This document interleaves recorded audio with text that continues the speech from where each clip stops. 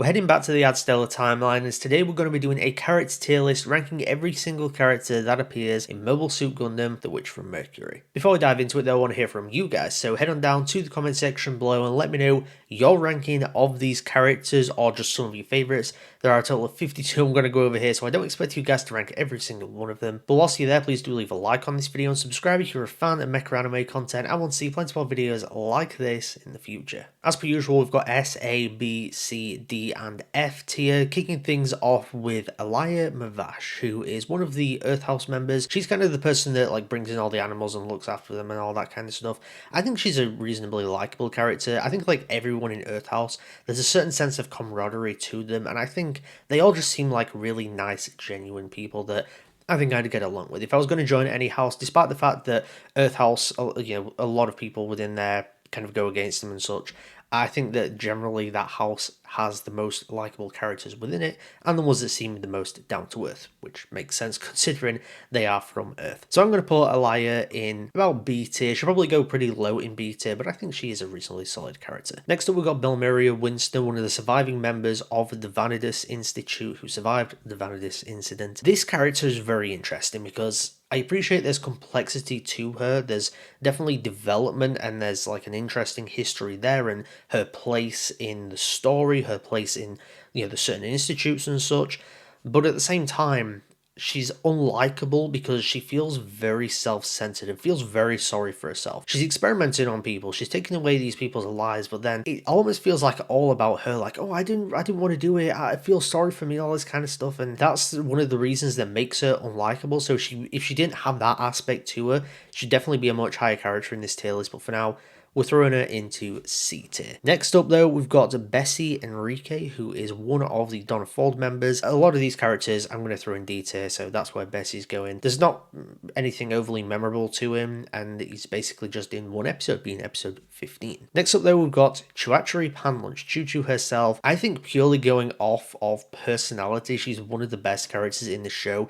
She is so much fun, so likable, and she's just a really memorable character as well. I think there could have been more character depth to her, and that's one of the things that kind of brings her down, but I'm still actually going to put her in A tier. Just purely going off personality, I think that really puts her up a notch. Next up, we've got Delling Rembrandt, one of the major characters in the series. Remains pretty unlikable for a lot of the series, but you kind of peel back a little bit more layers of him, and you kind of get to understand his character more, his relationship with Notret, Miorine's mother. I think those kind of elements definitely bring out a lot more in him, but at the same time, he's kind of just bit bland. So I'm going to put him in C, but I'm going to put him below Belmeria. I think there's more to Belmeria than there is Delling. Next up, we'll move on to the Elans, and we have 3 of these, all of which I'm going to talk about individually because they do all sit in actually different tiers. But first up, we've got Elan 4. Leaves an impression as a character, considering that he's only in the first 6 episodes of the entire series, and then he's killed off in episode 6. There's definitely a sense of tragedy to the character.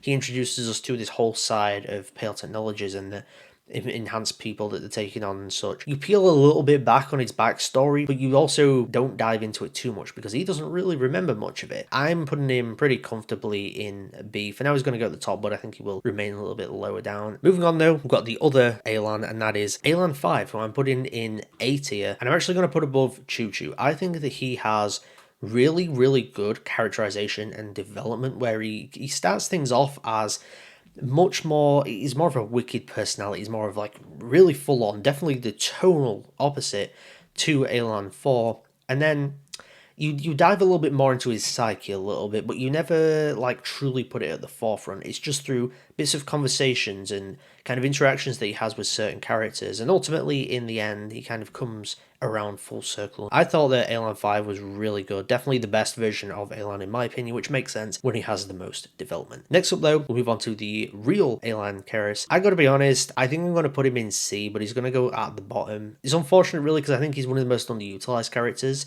in Witch from Mercury. There was potential to do more stuff with him than they did, but I think purely on the fact that this series for the most part is so heavily focused on the school and everyone within the school, you therefore had to focus on the other elans, as opposed to the one that's kind of in the position of power, in the position of the corporations. I think the reason why he's not in D tier is because I love him at the end of the series where he basically resigns from Pale and walks off. I just wish that we got a little bit more of him. Next up though, we've got Eric Samaya. I think that Eric is a really good character. Of course, kickstarts things off in the prologue, which I'm not talking specifically about prologue characters here, but when it comes to certain characters that appear in that prologue, I do kind of want to take into account their development. And I think that Eric is really mature. I love that big sister energy that she has for Suletta, where she's very protective of her in a way. She kind of is willing to paint herself as more of a villain towards Suletta in order to keep her out of harm's way and give her the best life she can possibly have. I think I'm going to put her in B.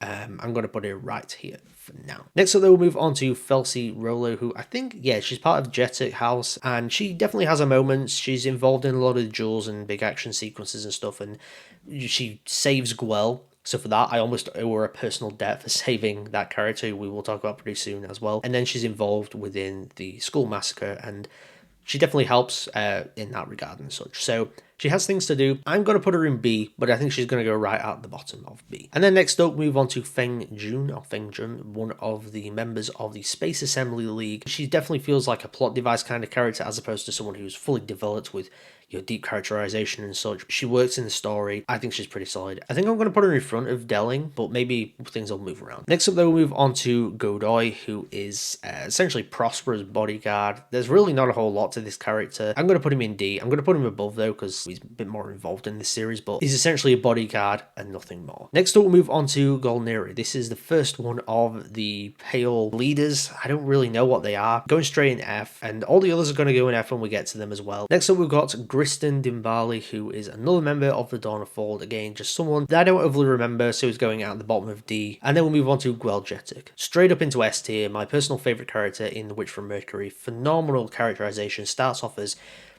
someone who's so full of himself, got that silver spoon and all this kind of stuff, and he's ultimately literally brought down to earth, but also emotionally, mentally. He goes through so much trauma, character building through suffering, I think that's the term. He is like a prime example of that, where they fully put him through the ringer in this series, goes through so much trauma, sees so many bad things, and ultimately it completely changes him as a person, goes through incredible development. And like I said, he's my favourite character in the series, and I feel like most people would also probably agree with that. Next up, then, we've got Guston Harch, another member of the Space Assembly League that's alongside Feng. I'm going to put him behind Feng, though, because he survives longer than Feng, but I feel like Feng is more of the character of the Space Assembly League. Next up, though, we move on to a couple of members of Grassley House. We've got Haynao Jazz to start with. Most of these I think I'm going to put in C. I'm going to put her above Elan, I think. I kind of like the sense of camaraderie and belief in Shaddiq's ideals and what he's going for. That's what I like about Grassley House, and I like the meetings that they kind of have and such. Next up, we do have another member of Grassley House. We've got Irisha Plano, who again, we're going to go and see. I think I'm going to put her just behind. Am I going to put her just behind? I think I'm going to put her in front, actually. I think she's just a little bit more memorable, just purely because she always has that plush thing with her. Next up, then, we'll move on to Jaleel Lee Naranja. Once again, another member of the Dawn of Fold. I think he's a bit more memorable than this character, but again, he's going in D. And then next up, we've got another member of Pale. We've got Cal, again, going in F. And then next up, we've got Camille Casing, who is part of Jessica House. I think he's the engineer guy. I'm going to put him in D. He's going to go there for now. He might get moved around. There's nothing inherently bad about him. He's just not super memorable. Next, we'll move on to Kananji Avery. Very interesting character. There's a lot of interesting history to them, which is explored a little bit in the prologue, but I think it's explored even more in the Vanitas Heart manga. Of course, a member of Dominicus, one of the witch hunters. I think he's pretty good in this series, honestly. I like how he's implemented into the story and implemented into situations with certain characters and such as well. And also very capable mobile suit pilot, of course, being one of those witch hunters. I think I'm going to put him in B. I think he's going to go right at the bottom of B for now, though. Next, though, we'll move on to Lauda Neal. This is a character that I think so many people really hate.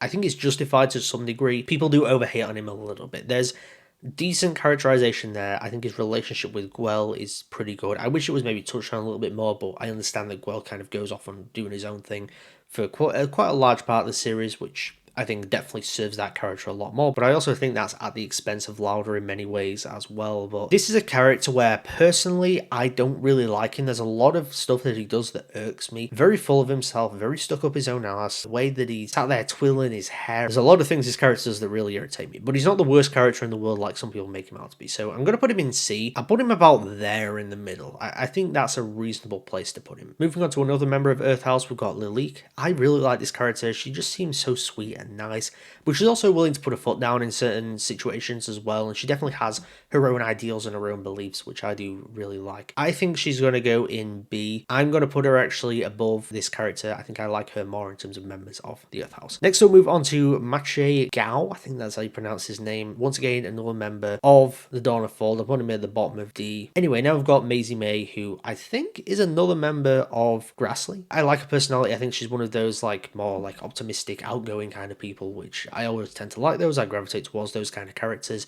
especially if they don't have like a huge amount of deep characterization. I tend to gravitate towards the ones that have more memorable and likable personalities, the ones that stand out more. So I think Maisie is going to go about here, just in front of the other two Grassley members that we had. And then we'll move on to Martin or Martin Upmon. I can't remember how they pronounce his name. I think they pronounce it Martin. I think he has some pretty good characterization in this, where he's the head of Earth House.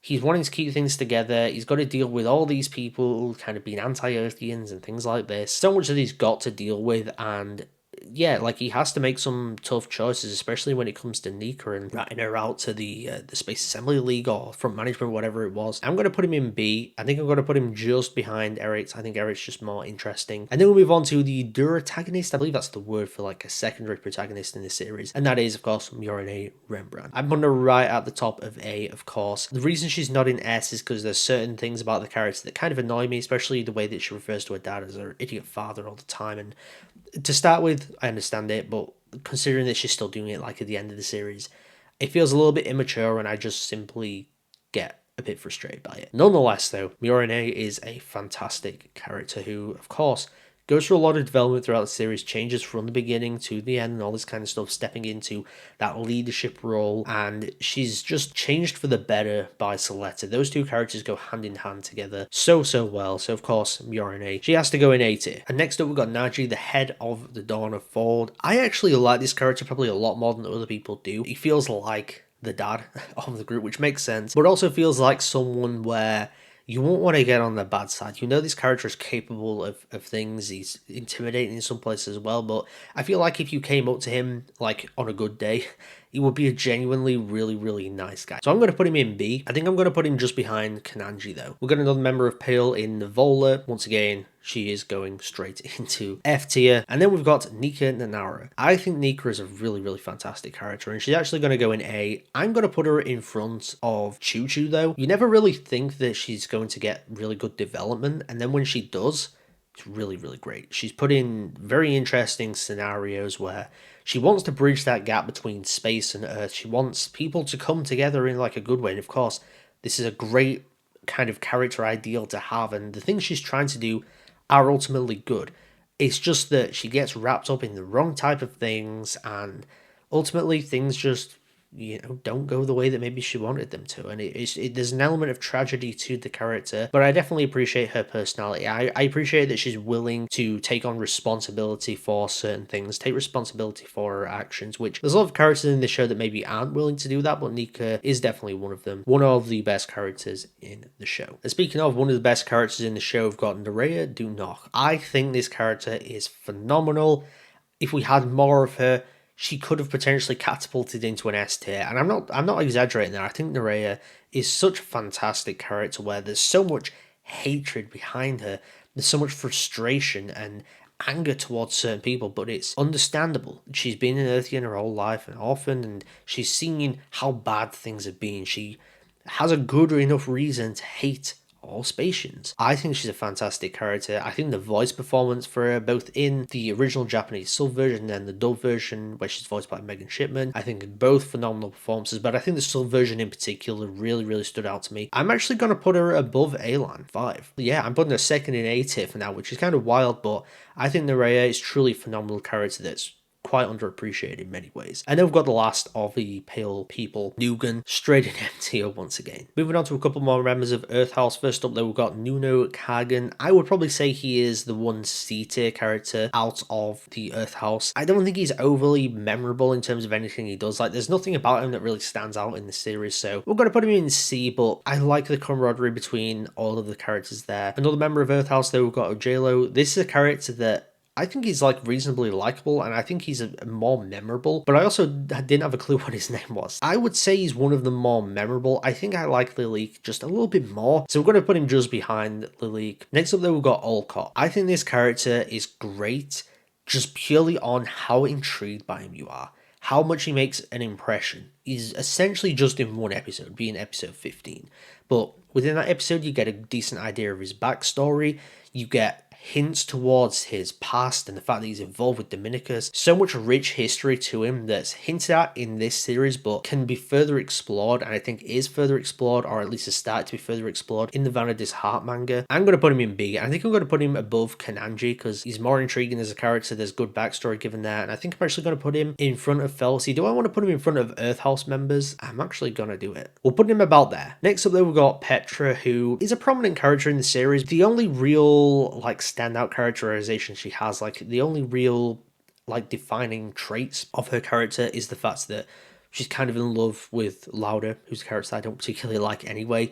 But I do like her in episode 20 with suletta, and when they're trying kind of like saving people and such in the massacre of the school. Otherwise, not the greatest character ever. She's going to go in C tier. She's a bit more likable than Lauda, but I think Lauda's probably got better like standalone characterization. So we're going to put about there just behind Lauda. And next up, we've got another member of Dawnfall. We've got Philip Koo. He's going to go in D tier. I think he's going to go above these two characters because I kind of remember his face a little bit more. Next up, we have Prospera Mercury, who ultimately ends up being like the antagonist of the series. One of the more tragic characters in the series, considering that everything that she goes through, she is the one that really has the most lengthy character arc, the most lengthy kind of journey of her character from the prologue right through to the end of the series, where she literally loses everything in the Vanadis incident. Her friends, her colleagues, her mentor, who is essentially like a parental figure to her, her husband, and ultimately she ends up losing her daughter, or her daughter in the way that her daughter like originally was, if that makes sense, because Eric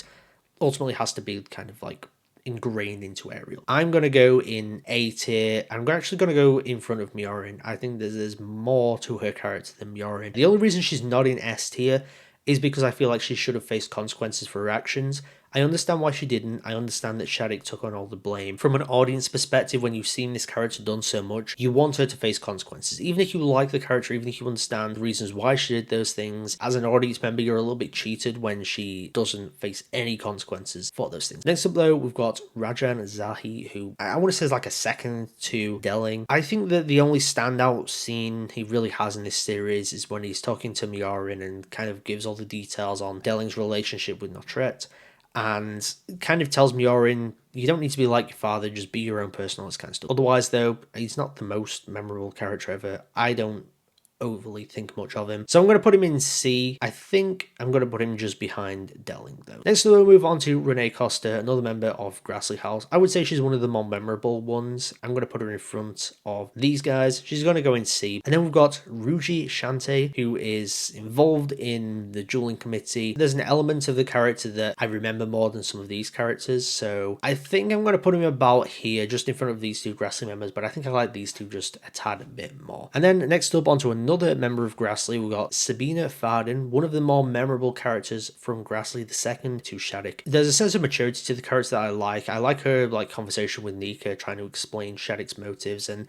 they come across as good, like within that scene and the way that she explains it and that. And a lot of the Grassley members never come across as bad people, and I think Sabina is like at the forefront of that for me personally. So I'm going to put her in B. I think I'm going to put her at the bottom of B though for now. And then we've got Sirius Zanelli, the head of Grassley House. I would say that much like a lot of the heads of a lot of the companies within the Bennett group, he's just like a mouthpiece kind of thing. Like, at least in terms of how we the audience see things, a lot of his more memorable scenes are just political talk and all that kind of stuff, but as a person, he's never truly fleshed out. I'm going to put him in C. I think I'm going to put him in front of a lot of the Grassy members. So I'm going to put him just there. Next up, we've got Cecilia Dote. One of those characters that the fandom absolutely jumped at and loved, even though she never does anything. But she's just fun to be around, and she's so much fun seeing her interact with anyone that she interacts with in the series, and I wish we got a lot more of her, but she's also a character that kind of works as being one note, but that one note that she is works so well. I'm actually putting her in B. Maybe it's a hot take. I'm putting her behind Sabina. There's a bit more personal thoughts and that to Sabina than there is Cecilia, but anytime Cecilia was on screen, I loved watching her. So that is why she's going there. And next up, we've got a couple of kids from the Dawn of Fall. We've got Sado to start with. I'm going to go in C with him. I think I might put him above some Grassy members, but I'm not sure. I think I'll put him about here. And then we'll move on to Cethia, really, really tragic character who loses her father, blames Guel for all this stuff, and ends up dying in Guel's arms ultimately. Just sad. Sad, sad, sad. I'm going to put her in front of Sado just because of how tragic she is. Moving on though, we've got Shaddiq Zanelli going in A tier. I'm going to put him behind Elan. I think Elan's just a little bit stronger, but Shaddiq is essentially the mastermind behind so much stuff, and he definitely plays into that Shah clone type of character. Much like Prospera does as well. Like, I feel like Prospera and Shaddiq are like a split version of what Shah is. I love watching characters who they know what they're doing. They've got everything in place for things to work out, and obviously in the end he has to go to prison and such, but his plan's pretty airtight for the most part. Fantastic dub voice performance, by the way, by Alejandro Sam. Next up, we've got Sophie Polone, a character that I think could have been really high up if she was around for a lot longer. But even still, even the limited amount of time that she's there, certainly makes an impression. One of my favourite moments of voice acting, especially from the Japanese subbed version, within episode 14, I think, when she's reaching out towards the Ariel and Eri. There's so much soul put into that voice performance, so much anger, frustration, craziness, wildness. She's an interesting character to watch, a true wild card, and great voice performance. She's also got an awesome mobile suit as well, the Elfrith. So yeah, I'm putting her right at the top of B. Taken from us far too soon. And even though she commits some horrible tragedies, horrible things in the series, you still feel sorry for her because she's had a pretty awful life and just wants love. She wants family, she wants friends, and all this kind of stuff. You kind of feel bad for her in many ways. And then we move on to the protagonist herself, Suletta Mercury. When it comes to Gundam protagonists, I think that Suletta is not only one of my favourites, but I think she is just one of the more refreshing ones because there's such a sense of positivity and positive energy to her, where there's always like a kind-hearted sense. There's always a real feeling of hope within the character, and she always tends to see the best in people, even when they're doing bad things, like her mother. Even like miorine in some ways as well. Sometimes like what Guel is like. Even though she goes through tragic things in this series and is pushed aside by those that she loves, those that she cares about, she always maintains that feeling of positivity. She's such a shining beacon of hope throughout the series, and she's so lovable. Of course, Suletta does go in S, but I think that Guel is just a bit stronger as a character, and he's also my favourite, hence why he's going just above it. We're down to the last two characters now, kicking things off with Till. I think that he's one of the more memorable characters, to be honest, of Earth House, but he's also one of those characters that remains in the background for the most part. He's never at the forefront of things, he never stands out too much, but whenever he has like moments in this series, you do feel like he's always looking out for people. Even though he's always in the background, he's always keeping an eye on people. And probably my favourite scene, quite frankly, involving him is when miorine comes back from one of her business trips and everyone's kind of asking her about like all these questions about Gundaming. Suletta wants to ask her a question and wants to take her and see all the tomatoes. Till essentially like holds a hand up and says like, hey, we've got a question here. He's actually keeping an eye out for the people that are maybe more so in the background. And I like those kind of people in real life. So I like those kind of people in the show. I think he's one of, quite frankly, my favourite characters within the Earth House. So I'm going to put him just behind Lilik. I think I was going to put him in front, but I like the sweetness of Lilik. So I think Till is going to go right there. And then finally, last up, we've got Vim Jetic, a character that could have been better than he was. I got to be honest. I don't think he's the worst character in the world. I don't think he quite goes in D tier, because there's maybe a little bit more in terms of what he contributes to the plot and the story. I do wish that we got more fleshing out of his relationship with Guel. And as much as I love Guel, of course, I put him right at the top of S tier. I think he's a fantastic character arc. Could have been even better if you truly got to see like a good side of the relationship between him and his father beyond just those like really brief final moments. I wish we got some more flashbacks like we did, where you get that flashback of Lauda being introduced to Guel. I wish we got a little bit more of that, so we got a good idea of them actually being like a good dad towards them, because you never really get that feeling, even though it's kind of hinted at. I'm going to put him in C. Yeah, I'm going to be honest, I'm actually putting him below a lot of the Grassley members. Potential for the character, but it was kind of squandered in many ways. But there we have it. That is my tier list ranking every single character from Mobile Suit Gundam The Witch from Mercury. I believe there was about 52 characters in total here. Of course, up in S tier, we've got Guel, we've got Suletta. A tier, we've got Prospera, Miorine, Nerea, Elan 5, shaddiq, Nika, and Chuchu. You guys can see all the rest. I'll throw it up on screen for you guys to see here, but that is my tier list for The Witch from Mercury when it comes to characters. Before I get out of here though, please do leave a like on this video and subscribe if you're a fan of mecha anime content and want to see plenty more videos like this in the future. Stay tuned because I'm going to have some more Witch from Mercury related tier lists and rankings coming in the near future. I'm going to have a ranking, or a tier list should I say, of the mobile suits. I'm also going to be ranking all of the episodes and probably ranking a lot of the jewels, or all of the jewels should I say, as well. Thank you once again for tuning into Mecha Chat today. I'll see you guys next time.